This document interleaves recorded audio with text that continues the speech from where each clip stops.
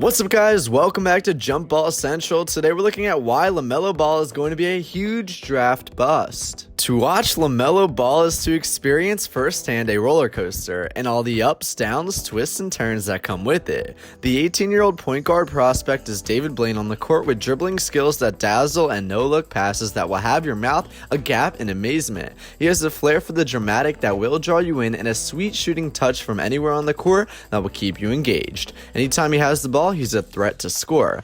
But all those traits have their own trade-offs. They're equal parts mesmerizing and infuriating at times. He can do more than anyone in this draft as a playmaker, but sometimes tries to do too much. There's substance and flash, and yet sometimes it's hard to differentiate between the two. All that talent is brimming out, evident but unharnessed. Is there more substance than pizzazz? Should some down on their luck teams stake their future to a teenager with some perceptible holes in their game? As the draft approaches later this year, those are some of the many questions teams will ask themselves when evaluating his game. Here's the answers we came up with as we evaluated and graded each facet of his game. His shooting. Some people recognize LaMelo Ball as the son of LeVar, some as the younger brother of Lonzo, some far fewer as the Instagram famous hooper who co-starred in the show Ball in the Family. Others, though, may see the name and remember him as the kid that dropped 92 points in a high school game back in 2017 when he was the young star on a Chino Hills team that revolutionized basketball. He was the gunner whose sole job was to shoot from anywhere. That was Lonzo's team, and he was the floor spacer who would pull up from his defense half court. That reputation has in part shaped how people from the outside view him and his pro prospects. But it's not his game anymore. To quote Mike Gundy, that ain't true. At least not entirely. Sure, he'll willingly pull up from 5 feet off the three-point line, but shooting isn't his selling point. It's his swing skill. He shot just 45.8% from two-point range in the NBL and a woeful 25% from three-point range on 80 attempts before his season was over. If he was a more consistent shooter, he'd be viewed close to near consensus #1 prospect in this class. The shot selection doesn't help his case, and frankly, neither does his form. Sometimes he'll lean into running floaters from just inside the arc completely off balance or launch fadeaways with a hand in his face. Just careless or otherwise shots that might fit in his game of 21 in the backyard but aren't great for professional basketball.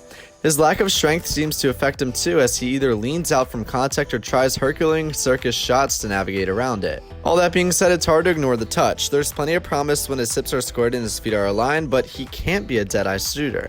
Not automatic, but smooth enough to trust or at least put long-term faith in.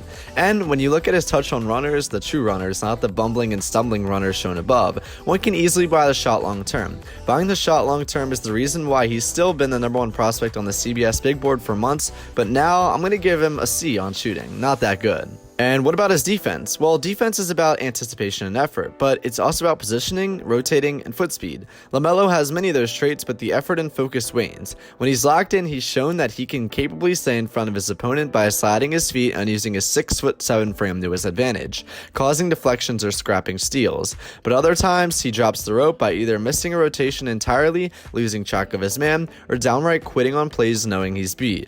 There aren't a ton of defensive highlights, but the defensive lowlights, they're quite low. Sam Vecini of The Athletic wrote a really good piece about LaMelo's game in January, and it sums up some of his defensive struggles. There's reason for optimism, but it's hard to look away at the rough patches. They sear into your brain. Quote, "It's disastrously bad in spots while also providing glimmers of hope. On the ball, he's just genuinely terrible right now. He has really awful mechanics in regard to his defensive stance, often standing straight up and down. He gets blown by at the point of attack with relative ease despite being bigger and longer than most guys because of that. He's the kind of going for the recovery swipe when he tries to poke the ball free after a guy gets past him. His mechanics are also terrible when closing out on shooters. He hasn't mastered taking shorter steps out while staying in his stance, as he'll often get hit with the attempted blocked shot blow by, or closes out to shot and gets hit with a jumper in his face. Just in general, he tries to take the easiest way out possible in defense while also trying to make a play.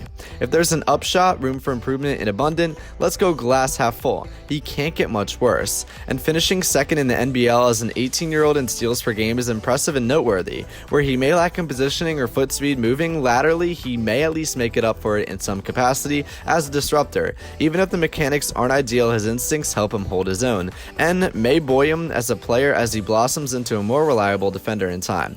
For that, we're going to give him a D for grade. Alright guys, comment down below if you think LaMelo Ball will be a bust. I want to see your thoughts in the comments below. Thank you for watching Jump Ball Central. I'll see you guys next time. Stay safe and have a great day.